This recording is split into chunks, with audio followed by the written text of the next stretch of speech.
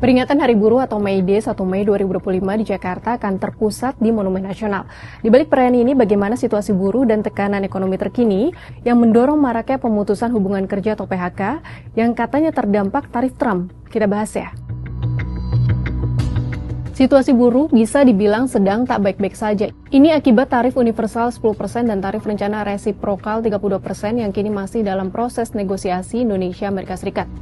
Nah, sektor padat karya berorientasi ekspor terutama tekstil dan alas kaki yang menyerap tenaga kerja usia muda tua dan berpendidikan rendah dalam jumlah besar berada dalam posisi rentan PHK.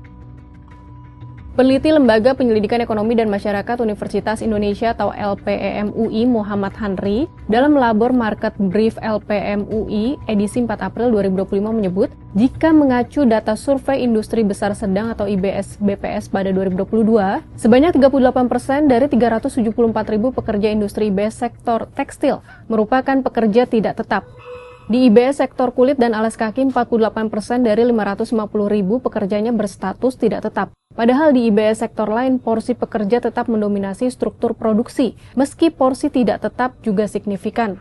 Menurut Hanri, kalau proporsi pekerja tidak tetap terus terjadi sampai sekarang, maka hal itu relatif akan memperkuat kerentanan. Dengan diberlakukannya tarif resiprokal produk tekstil dan alas kaki dari industri mikro kecil atau MK, terancam dikenakan tarif masuk tambahan yang secara langsung melemahkan daya saing harga dan menurunkan permintaan ekspor, yang berujung perusahaan melakukan efisiensi melalui pengurangan tenaga kerja atau PHK. Di sisi lain, terdapat kecenderungan buruh khusus IMK sektor tekstil dan alas kaki yang terkena PHK kesulitan mencari pekerjaan baru. Pasalnya, sebagian dari mereka tidak memiliki jasa atau keterampilan memadai.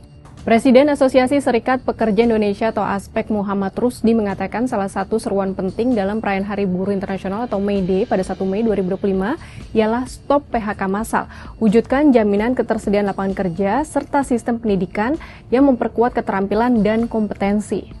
Rusdi pun mengklaim maraknya PHK beberapa tahun terakhir di Indonesia dipicu sejumlah faktor, yaitu Undang-Undang Cipta Kerja yang memudahkan PHK murah, lalu kebijakan upah minimum dengan kenaikan rendah, dan kebijakan perdagangan keleluasaan masuknya barang impor.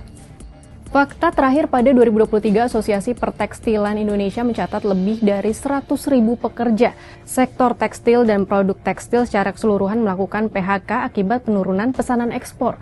Sementara di sektor alas kaki, sejumlah pabrik skala menengah, terutama yang memasok pasar AS, telah merumahkan karyawannya secara bergelombang. Kalau sudah begini kondisinya, sahabat Kompas optimistis, peringatan May Day kali ini akan berarti bisa stop PHK massal.